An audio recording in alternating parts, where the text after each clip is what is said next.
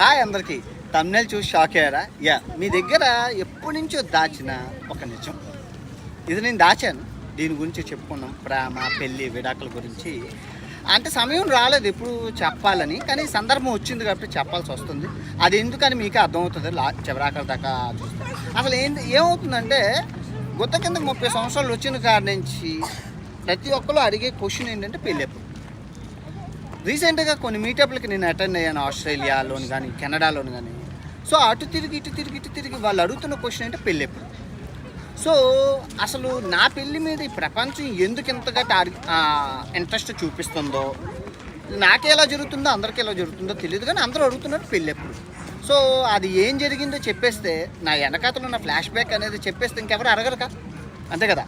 So first అయితే వీడియోకి like కొట్టి ఈ ప్రపంచ యాత్రికుని కథ పూర్తిగా వినండి. చాలా ట్విస్టులు ఉంటే చాలా బాగుంటుంది. ఒక మంచి లవ్ స్టోరీ అని చెప్పుకోవాలి. ఓకే, అందరి పిల్లల్లాగే నేను కూడా పెళ్లి చేసుకుని 2 పిల్లల్ని కనాలని కోరికతో ఉండేవాడిని. సో మా అమ్మమ్మ నాకు చెప్పిన విషయం ఏంటంటే, మా అమ్మమ్మ కొంతమంది మా అమ్మ వాళ్ళు చుట్టాలు చెప్పింది ఏంటంటే, తొందరగా పెళ్లి చేసుకుంటే పిల్లలు బేగా చేతికి అందొస్తారు. అంటే ఏం ఆలోచిస్తారంటే, బేగా పెళ్లి చేసుకోను, అక్కడ 17, 18, 19 ఇయర్స్లో నువ్వు పెళ్ళిళ్ళు చేసేసుకొని, అదే 19, 20 ఇయర్స్లో చేసేసుకొని పిల్లల్ని కనిస్తే వాళ్ళు నీకు బేగా చేతికి వస్తారు. So then you are relax అని చెప్పి వాళ్ళ థీరీ అనమాట, పెద్దల థీరీ. పూర్వం అలాగే జరిగేది. సో మా అమ్మమ్మ నాకు ఎప్పుడు అదే చెప్పేది, నాకు కూడా మైండ్లో అలాగే ఉంది. సో ఎంత వీలైతే అంత బేగా లైఫ్లో సెటిల్ అయిపోవాలి, అంత బేగా మనం పెళ్లి చేసుకోవాలి, 2 పిల్లల్ని కనేయాలి, మనం హ్యాపీగా ఉండాలన్న తీరినది. సో ఆ విధంగా నేను 16 సంవత్సరాలకే పార్ట్ టైం జాబ్ చేశాను. మీ అందరికీ తెలుసు, పబ్బు, బార్ అండ్ రెస్టారెంట్లో పనిచేసేవాడిని. ఓకే, హ్యాపీ, అంతా హ్యాపీ. సో ఇలా నడుస్తున్న టైంలో, పార్ట్ టైం జాబ్ చేస్తున్న టైంలో 19 ఇయర్స్ అనుకుంటా, 19 or 20 గుర్తులేదు. సో అప్పుడు 2000-2500 నెలకు సంపాదించేవాడిని. సో సంపాదిస్తే రిలేషన్లో ఒక ఆయన, వాళ్ళకి 3 ఆడపిల్లలు, ఆయన వచ్చి మామూలుగా మాట ఏదో పెళ్లి సందర్భంలో, అరే బాగా సంపాదిస్తున్నావురా, ఇదే మంచి సమయం, పెళ్లి చేసేసుకోరా, పెద్ద అమ్మాయిని ఇస్తాను అండ్ నీకు ఒక ఇల్లు ఇస్తాను, అది ఇది అని చెప్పారు. బాగుంది కదా, మనం అనుకున్నదే జరుగుతుంది. ఇంకా డిగ్రీ అయ్యాక పీజీ చేసుకొని జాబ్లో సెటిల్ అయిపోయి దీని అంటే చేసుకొని మీరు చదువుకుంటారు ఆయన ఆఫర్ ఇచ్చారు. సో అది అమ్మకి వెళ్ళి చెప్పారు, అమ్మ ఇలాగా నేను చేసేసుకొని చదువుకుందాం అనుకుంటానంటే, అరే 2500 వస్తున్నాయి, బస్ ఛార్జీలు మొత్తం అన్నీ, కాలేజ్ ఫీజు, అప్పుడు కాలేజ్ చదువుకున్నాను, కాలేజ్ ఫీజులు అన్నీ పోతే నీకు మిగిలింది ఎంత? 500తో నువ్వు పిల్లాన్ని ఏం పోషిస్తావు, మళ్ళీ తిరిగి మమ్మల్ని అడుగుతావు, ఇన్ ఫ్యూచర్లో మమ్మల్ని ఏం పోషిస్తావు, లైఫ్లో ముందు సెటిల్ అవ్వాలరా, సెటిల్ అయ్యాక పెళ్లి చేసుకొని అమ్మ సజెషన్ ఇచ్చింది. అది అవును, అంతే కదా, అంటే తెలియదు కదా ఆ వయసులోని. సో అమ్మ చెప్పేసరికి నాకు అర్థమైంది. సో నేను ఓకే, మనం లైఫ్లో సెటిల్ అవ్వాలని చెప్పి పోస్ట్ గ్రాడ్యుయేషన్, మీ అందరికీ తెలుసు, ట్రావెలింగ్ అండ్ టూరిజంలో పోస్ట్ గ్రాడ్యుయేషన్ చేసి, తర్వాత ముంబైలో జాబ్ సంపాదించి, తర్వాత అమెరికాలో కొట్టాను. సో అమెరికాలో కష్టపడి 4 సంవత్సరాలు ఓవర్ టైం, అంటే వాళ్ళు 10 గంటల పని చేయాలి, కానీ 10 గంటలు పని చేస్తూ ఇంకో 2 గంటలు ఎక్స్ట్రా పని చేసేవాడిని. ఎందుకంటే సెటిల్ అవ్వాలి, బాగా ఇల్లు కట్టాలి, పెద్ద ఇల్లు కట్టాలి అనే ఉద్దేశంతో మంచి కట్టాలి. సో ఆ 4 సంవత్సరాలు దగ్గర 25 లక్షల దాకా సంపాదించి అమెరికాలోని ఇంటికి పంపించి ఫస్ట్ ఇల్లు కొన్నాను. ఇల్లు కట్టి పెళ్లి చేయాలన్న సామెత అందరికీ తెలుసు, మీ అందరికీ. సో ఇల్లు కట్టి పెళ్లి చేయాలన్న సిద్ధాంతంతో ఇల్లు కొనేసాను. ఇల్లు కొనేసినంటే నేను అమ్మాలు కూడా అడగలేదు, అది ఎప్పుడు చేసుకుంటామేమో అని. నేనే డైరెక్ట్గా అమ్మకి ఫోన్ చేసి, అమ్మ నేను పెళ్లి చేసుకుందాం అనుకుంటున్నాను అని చెప్పేసరికి, ఓకే మనం గ్రీన్ సిగ్నల్ ఇచ్చేసరికి పెళ్ళి, ఆ సంబంధాలు చూడడం మొదలుపెట్టారు. నేను యూఎస్లో ఉన్నాను. ఆ చూస్తున్న క్రమంలో బయోడేటాలు పంపిస్తారు కదా, జాతకాలు, బయోడేటాలు, అవన్నీ సాంప్రదాయాలు ఉంటాయి కదా, అవన్నీ పంపిస్తున్న సమయంలో ఒక అమ్మాయి నాకు ఫేస్బుక్లో మెసేజ్ పెట్టింది. అయితే ఎవరండి మీరు అంటే, ఇలా మీ బయోడేటా వచ్చిందండి, మేము చూశాను, నా ఫేస్బుక్ ఐడి మీకు ఎలా ఇచ్చిందంటే, ఇంటి పేరు సంబంధాల పేర్లు అవి ఉంటాయి కదా, సో ఫేస్బుక్లో ఉంటారేమో అని సెర్చ్ చేశాను ఫోటోల కోసం. భలే ఉన్నాయండి. అప్పుడు ఇంటర్నేషనల్, అప్పటికి 54 దేశాలు 52 దేశాల్లో తిరిగాను. సో అన్ని రకాల ఫోటోలు చూసి అమ్మాయి పడిపోయింది. సో పడిపోయేంతో పాటు, అమ్మాయి అమెరికా అంటున్నారండి మీరు, యూఎస్ అంటున్నారు, కట్నం ఎక్స్పెక్ట్ చేస్తారేమో, మేము పేదోళం అండి, నేను మీకు నచ్చానా అన్నది. బాగున్నావు అమ్మాయి అని మామూలుగా చాటింగ్ చేశాను. అలా సో స్లోగా, అంటే ఇప్పుడు మన సైడ్ ఎలా ఉంటుంది, చూస్తాము, నచ్చితే నిశ్చితార్థం, తర్వాత పెళ్ళి, తర్వాత మాటామంతి ఉంటుంది, ముందే మనకి చాటింగ్లు గట్టా ఉండవు. సో ఈ అమ్మాయి కొంచెం తెలివైన అమ్మాయిలాగా నాకు మెసేజ్లు పెట్టడం వల్ల సో కొంచెం బాండింగ్ ఏర్పడింది. స్లోగా మాట్లాడుతూ నేను చెప్పాను, అమ్మ కట్నాలు ఏమి నాకు వద్దమ్మా, అమ్మాయి నచ్చితే చాలా, అయినా కట్నం తీసుకోవాల్సిన అవసరం ఏంటి, నేను అమెరికాలో పనిచేస్తున్నాను అని అమ్మాయికి చెప్పాను. బాగుంది అక్కడ కదా. సో అలా కొన్ని రోజులు అయ్యాక అమ్మాయి నాకు నచ్చావమ్మాయి, నీ మాట తీరు అది బాగుంది, సో డూ అంతే, ఇంకో 2 నెలల్లో నేను, ఇంకో 2.5 నెలలు 3 నెలల్లో నేను ఇండియా వస్తున్నాను, నిన్ను చూస్తాను, నచ్చినట్లయితే నేను నిన్ను చేసుకుంటాను. యాక్చువల్గా నేను నచ్చానని చెప్పేద్దాం అనుకున్నాను, కానీ మా అమ్మ చెప్పింది, అరే ఫోటోలో ఉన్న అమ్మాయిలు నిజంగా ఉండరా, మేకప్ ఉంటుంది, నీకు తెలియదురా, కొత్త పూజారివి నువ్వు, నీకు ఇంకా తెలీదు అన్నది. ఫస్ట్ సంబంధం అనమాట అమ్మాయి అనమాట. సో నేను వెళ్ళినంటే ఇండియాకి అమ్మాయికి ఫోన్లు, పర్ఫ్యూమ్లు, బ్యాగులు అన్నీ తీసుకెళ్ళాను. ఎందుకంటే నాకు ఆ మనసుకు అనిపించింది, ఓకే ఈ అమ్మాయి ఫిక్స్ అయిపోయిందిలే అనేసి, నచ్చేసింది, వాళ్ళకి నచ్చేసాను, నీకు నచ్చేసాను, ఇంకేం ప్రాబ్లం, చూడడమే కదా ఓకే అని చెప్పేసి మనం సామాన్లన్నీ పట్టుకొని వెళ్ళి ఇండియా వెళ్ళినంటే అమ్మాయిని చూడడానికి వెళ్ళి సామాన్లన్నీ ఇచ్చి, సరదాగా కొన్నాను కదా పర్ఫ్యూమ్లు అన్నీ ఇచ్చి అమ్మాయిని చూసి ఓకేనండి అన్నారు. ఓకే వీళ్ళు మా పేరెంట్స్ వాళ్ళ పేరెంట్స్ మాట్లాడేసుకొని ఓకే సంబంధం ఓకే చేశారు. వాళ్ళు ఏమన్నారంటే, అంటే సంబంధం అంటే తాంబూలాలు గట్ట పుచ్చుకోవడం కదా, మామూలుగా జస్ట్ ఓవరాల్గా చూడడానికి వెళ్ళాం అంతే, ఓకే ఇంకా ఏం పుచ్చుకోలేదు, జస్ట్ అనుకోవడానికి చూడడానికి మామూలుగా పెళ్లి చూపులు అంటారు అలా. సో మనకు ఆల్రెడీ పరిచయం ఉంది కాబట్టి సో కొంచెం చదువుతూ ఆ అమ్మాయికి అన్ని గిఫ్ట్లు ఇచ్చేసి ఓకే చేసేసుకున్నాం.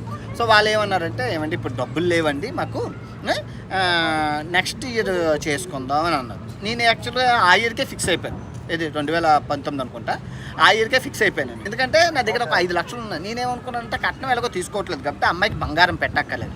సో నువ్వేమీ ఎక్స్పెక్ట్ చేయలేనప్పుడు నువ్వు అమ్మాయికి ఏం పెట్టక్కర్లేదు.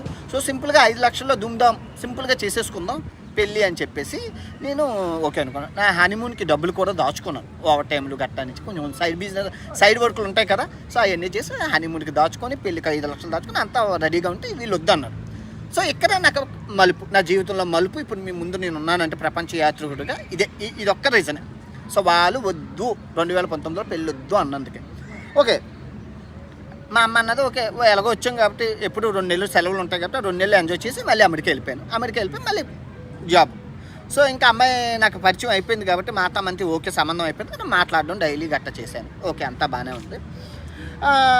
ఇంతలో మీ అందరికీ తెలుసు అప్పుడు యూట్యూబ్ ఛానల్ పెట్టేశాను, యూట్యూబ్ ఛానల్ కూడా పెట్టాను 2019 మన వచ్చి యూట్యూబ్ ఛానల్ అన్నీ. సో మాయిదారి మహమ్మారి అందరికీ తెలుసు, ప్రపంచాన్ని ఉడికించిన కరీనా వచ్చింది. కరీనా అంటే ఎవరో కాదు, మన తల్లి కరోనాని నేను ముద్దుగా కరీనా అని పిలుచుకుంటాను, ఎందుకంటే యూట్యూబ్ యాక్సెప్ట్ చేయదు. సో అమ్మగారు వచ్చారు, అమ్మగారు రావడంతోనే అందరినీ లేపుకొని పోతున్నారు.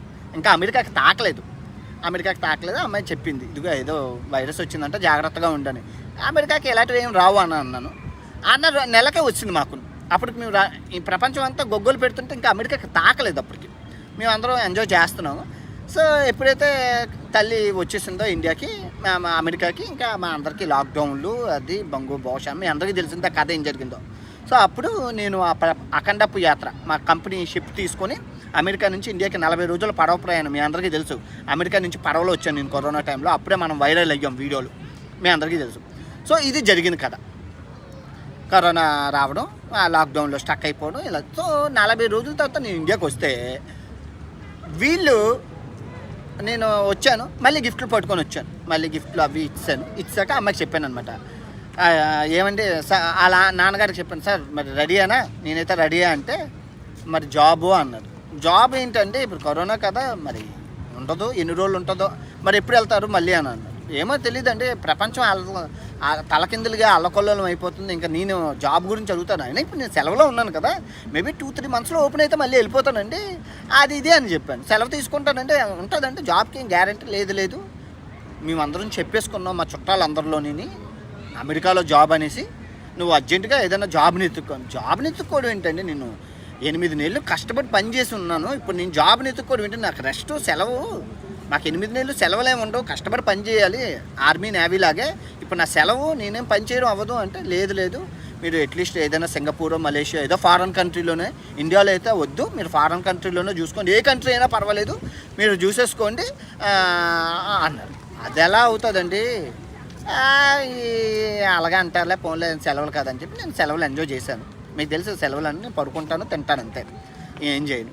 సో అయ్యాక వీళ్ళు ఇంకా నాంచట్లేదు, ఏం తేల్చట్లేదు, నాకు బోర్ కొట్టేస్తుంది, ఇంకా జాబ్ ఓపెన్ అవ్వలేదు, 2 నెలలు అయిపోయాక జాబ్ ఓపెన్ అవ్వలేదు, ఏం చేయాలో తెలియక ఆల్ ఇండియా ట్రిప్, మీ అందరికీ తెలుసు యూట్యూబ్ ఎలాగా ఉంది కదా, ఆల్ ఇండియా ట్రిప్ ఫోన్ చేశాను, ఏంటంటే నేను అలా ట్రిప్కి వెళ్తున్నాను, మరి ఎప్పుడు అనుకుంటున్నారు సంబంధాలు ముహూర్తాలు వచ్చేస్తున్నాయి అంటే, లేదండి మీరు ఏదైనా లేదు యూట్యూబ్ చేస్తానండి సక్సెస్ అవుతానండి నేను నమ్మండి అంటే, యూట్యూబ్ గట్టా అవన్నీ పనికిరాను అండి, ఎవరికి తెలుస్తుంది, మీరు గట్టి కొడితే 10,000 మందికి కూడా తెలియదు, అప్పుడు చాలా తక్కువ మంది సబ్స్క్రైబర్లు ఉండేవారు కదా, మీరు ఎవరికి తెలీదు అని చెప్పారు. అయ్యో అలా అంటారు ఏంటండి, యూట్యూబ్ మంచి ప్లాట్ఫామ్ అండి అని అన్నా వాళ్ళు స్టెబిలిటీ లేదు, ఆదాయం కూడా ఉండదు కదా. అప్పుడెంత 10,000 15,000 వచ్చేది, ఆ 10,000తో ఏం పోషిస్తారు, మీరు అమెరికా ఏదైనా జాబ్ తెచ్చుకోండి అని అన్నారు. వీళ్ళు ఎలాగ అంటారా, ఎంతలో షిప్లు ఓపెన్ అవుతుంది కదా అప్పుడు వీళ్ళే ఇస్తారులే అని చెప్పి నేను ఆల్ ఇండియా ట్రిప్ వేసాను. ఆల్ ఇండియా ట్రిప్ వేసేసి మీ అందరికీ తెలిసి అంతా తిరిగాను, అన్ని దేవస్థానాలు, ఎందుకంటే ప్రపంచ యాత్ర చేస్తున్నాను కదా, ముందు ఇండియా చూడాలని చెప్పి ప్రపంచ యాత్రకు ముందు, అంటే షిప్లో ఎలాగో ప్రపంచ దేశాలు తిరుగుతారు కదా, ఇండియా చూసేద్దాం, ఇదే గ్యాప్, ఇదే మంచి సమయం దొరికిందని ఇండియా అంతా తిరిగేసి చూశాను. ఇండియా అంతా దేవస్థానాలు, పుణ్యక్షేత్రాలు, చోటాచార్ధాములు, మొత్తం దేవుళ్ళందరినీ సందర్శించుకొని చాలా పుణ్యం సంపాదించానని చెప్పాలి. గుళ్ళు, మెక్కులు, కొండలు, తిరుపతి, అబ్బా ఒకటేటి అన్నీ, శనేశ్వరం, రామేశ్వరం, మొత్తం అష్టాదశ శక్తిపీఠాలు, జ్యోతిర్లింగాలు, త్రియంబకేశ్వరం, అబ్బా ఒకటని కాదబ్బా అన్నీ తిరిగిస్తాం, మీ అన్ని వీడియోలు ఉన్నాయి, మీ అందరూ చూస్తారు.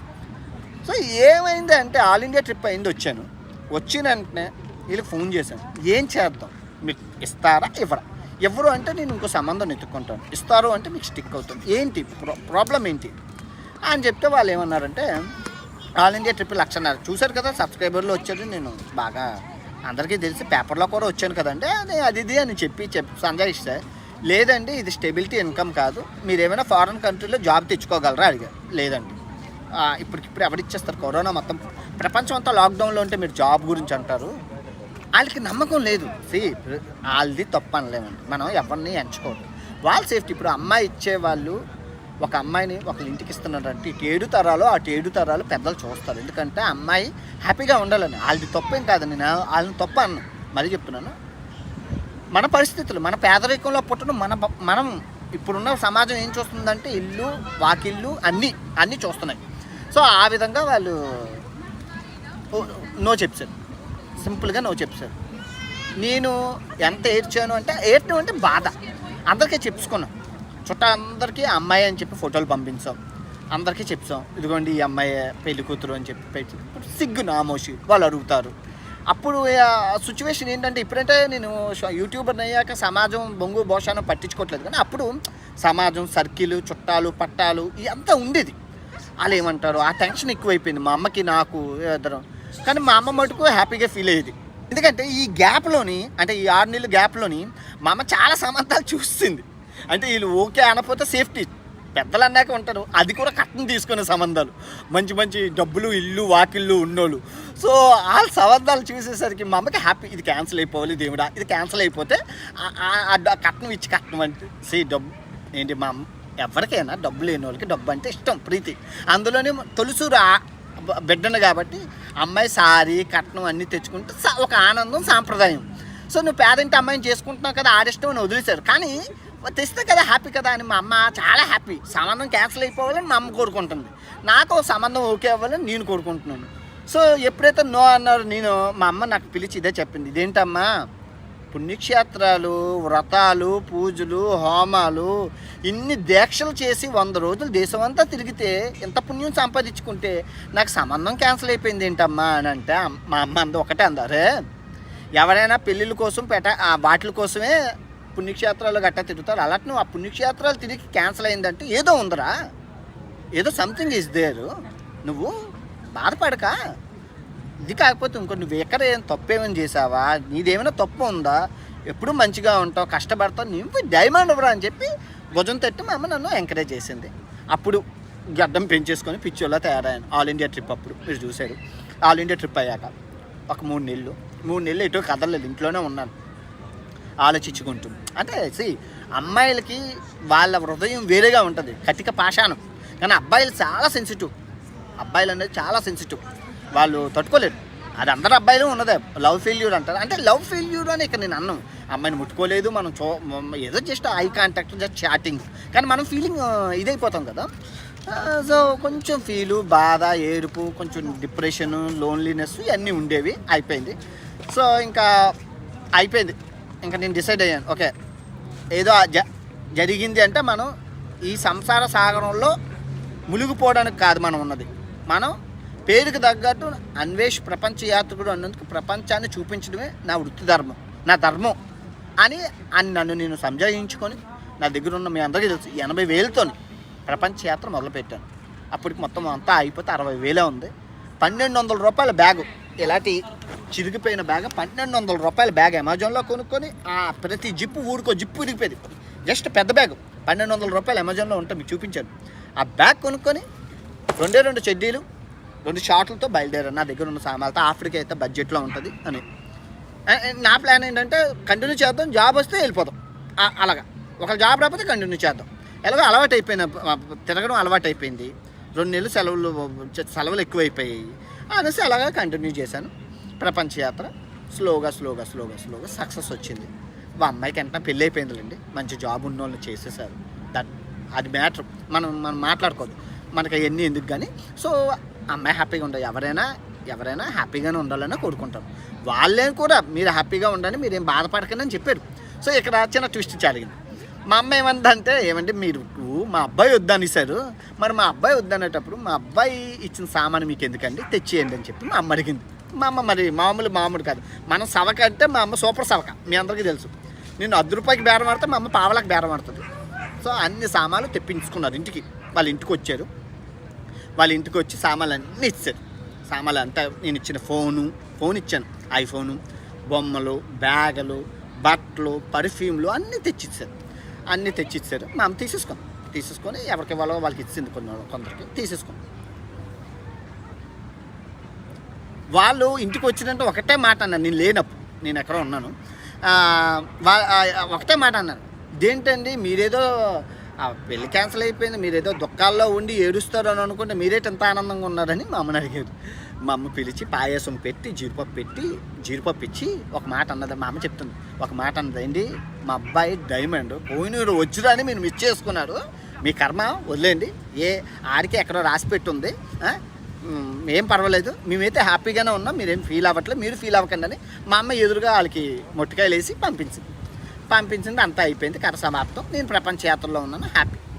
సో మీకు తెలిసే సక్సెస్ అనేది ఎంత లేట్గా వచ్చిందో. కష్టపడుతున్నాను.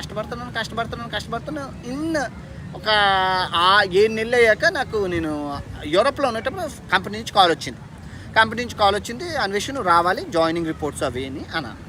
సో నేను కొందరు యూట్యూబర్ని అడిగాను ఫోన్లు చేసి, అరే నేను జాబ్కి వెళ్ళిపోయి మళ్ళీ కంటిన్యూ చేసుకోనా లేదా యూట్యూబ్లోనే ఉన్నా అంటే, వాళ్ళు అడిగింది ఒకటే. రాజారెడ్డి అని తెలుగు ట్రావెలర్ ఉంటారు కదా, ఆయన చెప్పారు, ఏమంటే ఎంత వస్తుంది యూట్యూబ్లోని, 1,00,000, జాబ్లో ఎంత వస్తుంది, 1,00,000. మరి 2 ఒకే అమౌంట్ వచ్చేటప్పుడు మీకు ఎంత ట్రావెలింగ్ ఇష్టం, ఇదే కంటిన్యూ, ఇదైతే మీకు మీరే బాస్ అని చెప్పారు. ఓకే సరే. ఇంకో ఆయన అన్నారు, వద్దొద్దు, అమెరికాలో జాబ్ అంటే ఆషామాషి కాదు, అందరికీ రాదు, అది వదులుకోక ఇంకో ఆయన చెప్పారు. సో ఆ రెండింటిలో నాకు నేనే ఓనర్ని, బాస్ని అని చెప్పి నచ్చింది, నేనే ఓకే చేసేసుకొని సో యూట్యూబ్గా అయితే నేను కంటిన్యూ అయిపోయాను.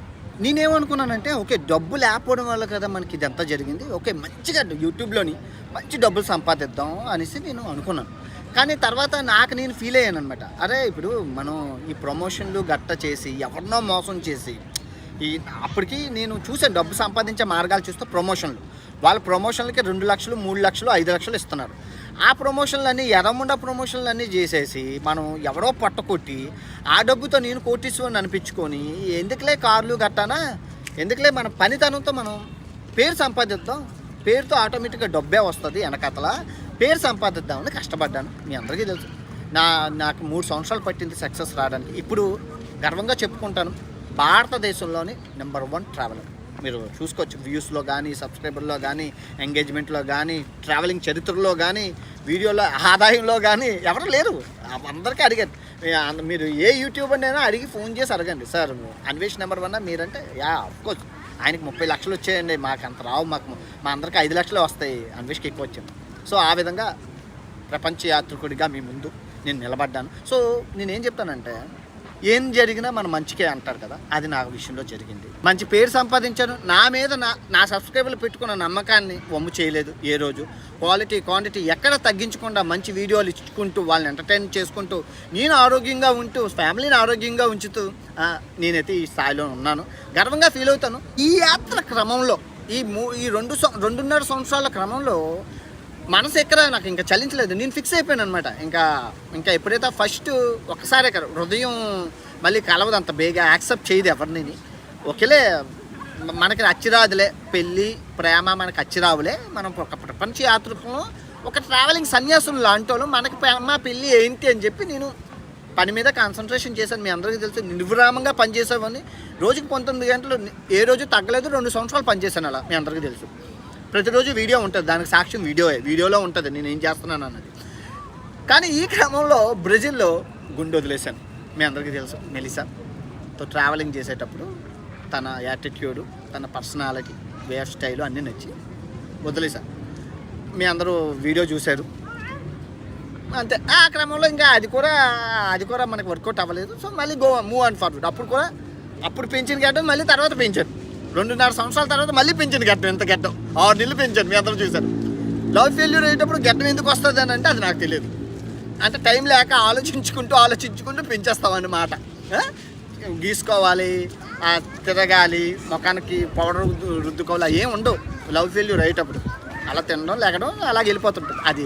సో నేను టీనేజర్స్కి ఒక మెసేజ్ ఇద్దాం అనుకుంటున్నాను. అంటే ఇది రియాలిటీ స్టోరీ కాబట్టి మీరేమంటారంటే బాగా చదువుకోండి, సక్సెస్ అవ్వండి.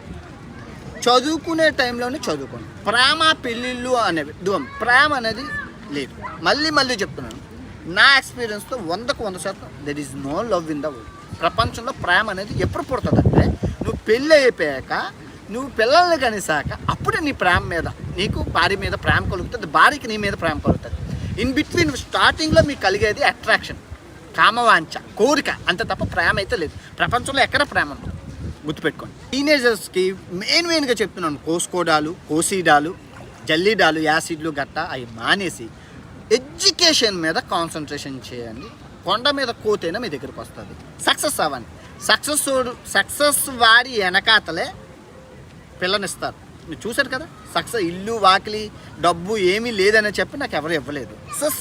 సక్సెస్ అయితేనే అన్నీ దొరుకుతాయని ఆలోచించుకొని కష్టపడి చదివి ముందు సక్సెస్ అవ్వండి. సక్సెస్ అయ్యాక మీకు నచ్చిందల్లా చేసుకోండి. ఇప్పుడు నేను ఇన్ని డేటింగ్లు, ఎంతమంది లవ్వులు, పువ్వులు అంటే ఎవరేం అనట్లేదు. ఎందుకు అనుకున్నారు? అరే ఈ సక్సెస్ఫుల్ మ్యాన్ రా, సక్సెస్ఫుల్ పర్సన్ రా అని అంటున్నారు అంతే. ఐ హోప్ ఈ ప్రపంచ యాత్రికుని ప్రేమ కథ నచ్చింది. రేపు వీడియో సూపర్ సస్పెన్స్. ఏంట్రా పెళ్ళి ఏమైనా చేసుకుంటున్నామంటే రేపు నెక్స్ట్ వీడియో చూస్తారుగా, షాక్ అవుతారు మీరే. ఓడి అమ్మ ఎంత పెద్ద ట్విస్ట్ ఇప్పుడు ఇచ్చావరా అన్వేష అంటే ఇండియా నుంచి ఎవరైనా వస్తున్నారా, ఇంకెక్కడి నుంచి ఇంకెవరైనా వస్తున్నారా, అవన్నీ రేపు వీడియోలు చూడండి. మళ్ళీ చెప్తున్నాను, రేపు వీడియోతో సూపర్ ఉంటుంది. చాలా హ్యాపీ ఫీల్ అవుతారు ఎంతవరకు చూస్తున్నారు. ఓకే, మళ్ళీ టీనేజర్స్ మళ్ళీ చెప్తున్నాను, కష్టపడి చదవండి. ఐ హోప్ మీకు ఈ ప్రపంచ యాత్రికుడి ప్రేమ కథ ఇవన్నీ నచ్చినట్లయితే మీకు అర్థమైంది కదా ఇప్పుడు నేనేంటి, ఎందుకు ఇలాగా అయ్యింది ఏంటి అని. ఓకే, ఇంకెప్పుడు నన్ను పెళ్లి గురించి అడగండి. అడగలేదు, నేను నెక్స్ట్ వీడియో చూసాక మీరే అడగండి ఇంకెప్పుడు. ఓకే అనేసి. ఓకే, పిల్ల దొరికింది. నెక్స్ట్ వీడియో మర్చిపోకుండా చూడండి. వెయిట్ చేస్తూ ఉంటారని ఆశిస్తూ సెలవు తీసుకున్నాను. ఇటు మీ ప్రపంచ యాత్రికుడు మొరాకో దేశం నుంచి సైన్ ఆఫ్.